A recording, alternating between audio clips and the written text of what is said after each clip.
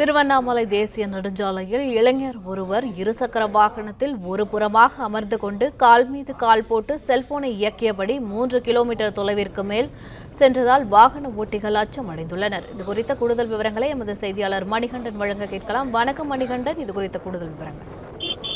வணக்கம். திருவண்ணாமலை மாநகராட்சி புறவழிச்சாலையில் உள்ள திருக்கோவில் செல்லும் சாலையில் இளைஞர் ஒருவர் இருசக்கர வாகனத்தில் ஆபத்தை உணராமல் விபத்து ஏற்படுத்தும் வகையில் ஒருபுறமாக உட்கார்ந்து கொண்டு செல்போனை பயன்படுத்திக் கொண்டு சென்றதால் மற்ற வாகனங்கள் செல்லுபவர்கள் அவரை முந்தி செல்வதற்கு பயந்து கொண்டு செல்லும் நிலை ஏற்பட்டுள்ளது.